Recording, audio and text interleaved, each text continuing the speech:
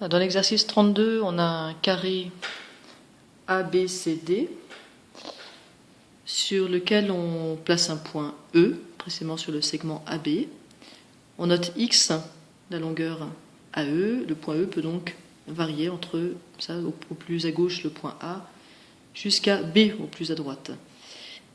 On complète la figure avec des points F. F, c'est un point de BC, et puis G et H, tels que EBFG soit un carré et AEH un triangle rectangle isocèle. Voilà pour la figure. J'ai reproduit la figure sur mon dessin. On a donc dit que ABCD est un carré de côté 2. Voilà, la question c'est de trouver pour quelle valeur de x l'aire grisé, c'est l'aire du triangle isocèle rectangle plus l'aire du carré ici EBFG, soit on veut donc trouver x pour que l'aire soit minimale et puis maximale.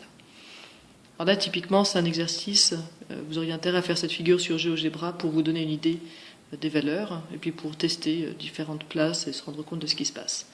Mais on va le faire simplement avec le papier ici. On vous conseillait de commencer par exprimer l'aire grisée en fonction de x. Ici l'aire grisée ça va être l'aire du triangle rectangle isocèle, donc x fois x divisé par 2 plus l'aire de ce carré. Si j'ai x ici, comme j'ai en tout 2, j'ai 2 moins x ici. Donc 2 moins x, pour que ce soit un carré, j'ai encore 2 moins x de ce côté-là, donc 2 moins x au carré. Et là, ça me donne l'aire grisée. On peut ensuite exprimer l'aire blanche restante, puisque c'était demandé.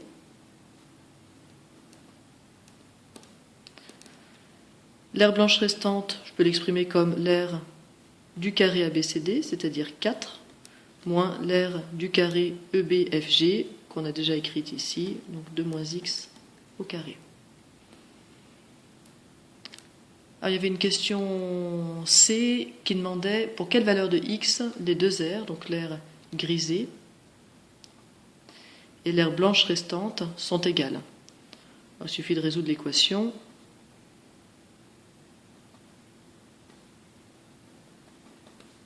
R grisée égale R blanche.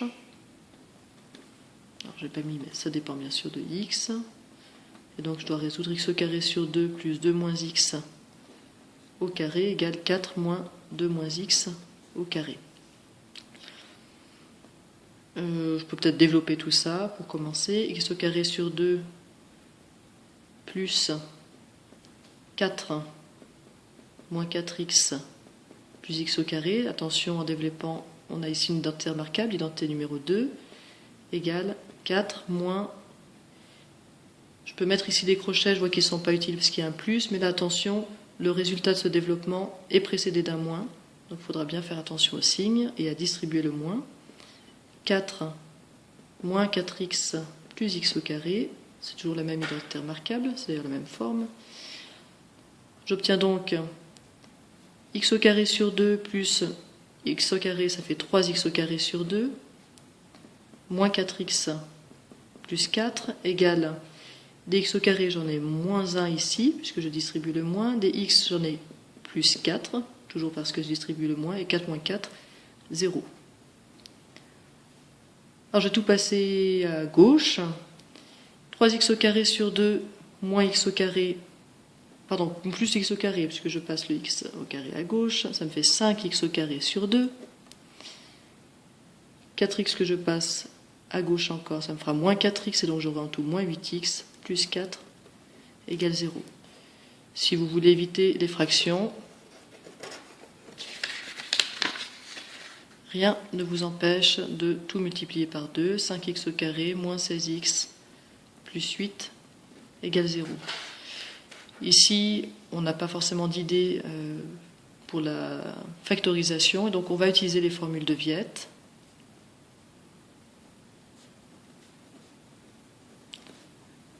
avec A qui vaut 5, c'est le coefficient du x au carré, B qui vaut moins 16, c'est le coefficient du x, et C qui vaut 8, le coefficient qui reste.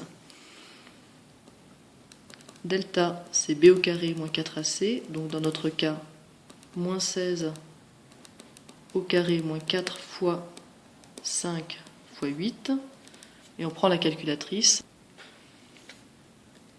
on trouve 96. Le delta est positif, donc on a deux solutions qui sont données par x égale moins b plus ou moins racine de delta sur 2a. Donc plus 16 plus ou moins racine de 96 sur 2 fois 5.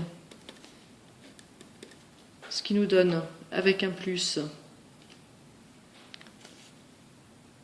16 plus racine de 96 sur 10 et 16 moins racine de 96 sur 10. Malheureusement, racine de 96 ne tombe pas juste. Alors, on a quand même 96 qui est un multiple de 16.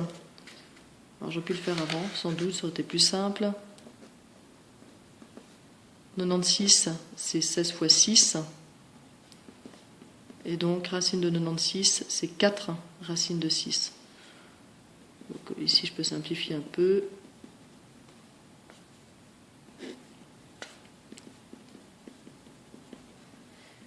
Et puis, du coup, ça me permet de simplifier encore un petit peu, puisque je peux marquer 8 plus 2 racines de 6 sur 5, en simplifiant par 2 chacun ici des termes, et en bas.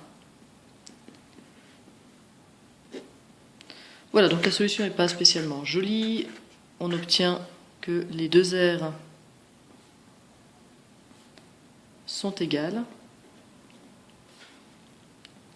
pour x égale. Alors attention, x, par rapport à notre dessin, ça doit être une valeur comprise entre 0 et 2. Donc on regarde si les solutions qu'on a trouvées sont acceptables par rapport à ça. Pour ça, il nous faut les valeurs approchées de nos deux solutions ici, et on trouve avec un plus environ 2,6 et avec un moins environ 0,62. Cette valeur n'est pas acceptable par rapport à notre problème puisqu'elle dépasse 2. Celle-ci par contre l'est. Et donc les deux aires sont égales pour x environ égal à 0,62 cm.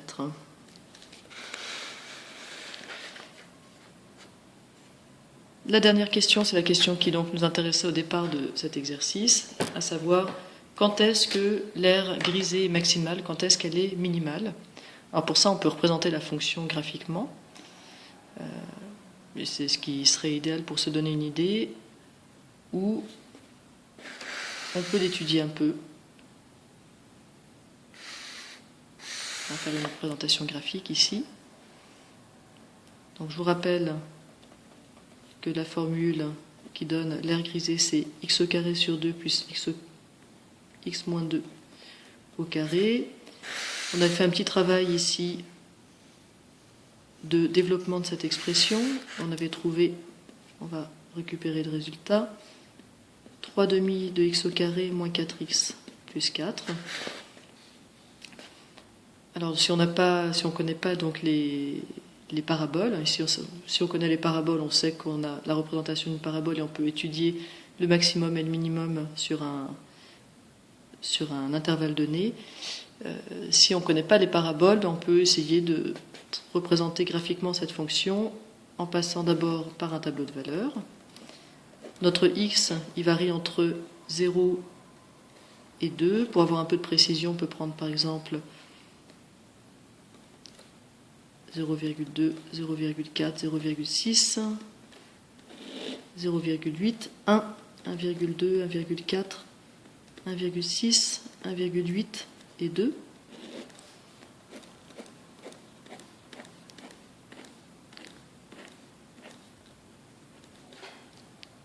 Bien sûr, on ne calcule pas toutes ces valeurs à la main. Soit on rentre la formule sur sa calculatrice, soit si on a ce type de calculatrice, c'est encore plus simple puisqu'il y a une fonction qui donne des tableaux de valeurs. Donc je vais éditer ma fonction. Ma fonction, c'est, je peux garder la première forme d'ailleurs dans ce cas-là, x au carré divisé par 2 plus x moins 2, le tout au carré. Et puis je veux que ma table parte de 0. Je prends pour pas 0,2, c'est-à-dire qu'elle me donnera les valeurs tous les 0,2. Et je calcule. Donc pour 0, j'ai 4. Pour 0,2, alors 3,26. 2,64. Et je remplis comme ça mon tableau. Voilà, comme mon tableau est rempli, je peux obtenir une représentation graphique de la fonction. Alors j'ai plus beaucoup de place sur ma feuille, je vais le faire pas très joliment ici. Mes valeurs de x, elles varient donc entre 0 et 2.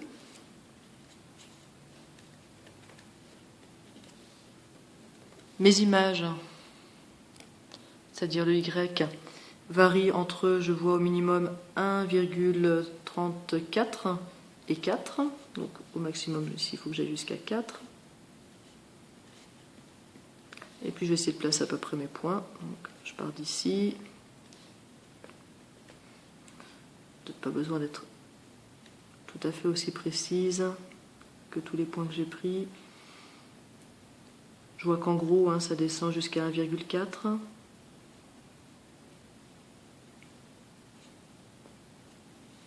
On part ici. On descend moins que ça. Qu'est-ce que je vais faire? On est plutôt là. Et puis ici. Là. Puis après, on remonte jusqu'à 2. Donc voilà, donc on a un bout de parabole comme ça. La valeur minimale, donc c'est celle qui est autour de 1,4. On peut être plus précis, on peut reprendre la calculatrice ici et puis se dire que on va regarder ce qui se passe précisément autour de 1,4. Donc par exemple repartir de 1,2. Donc c'est la même fonction. Je reprends la même fonction, mais je pars cette fois-ci de 1,2 et avec un pas par exemple de 0,1.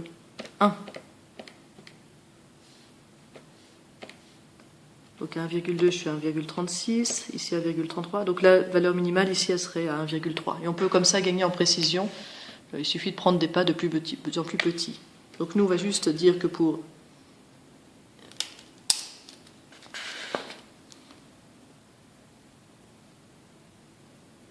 l'aire minimale est d'environ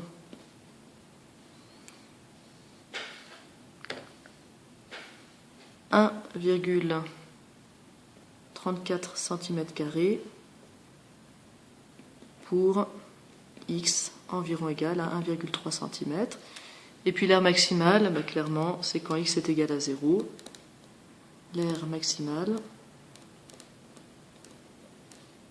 est de 4 cm² et elle est obtenue quand x est égal à 0 cm.